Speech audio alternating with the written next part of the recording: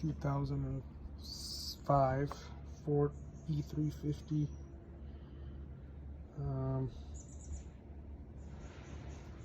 This is the passenger, or the front driver's side.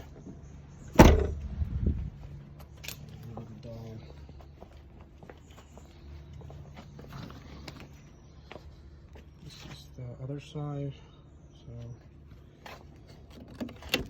it goes in there pretty tight.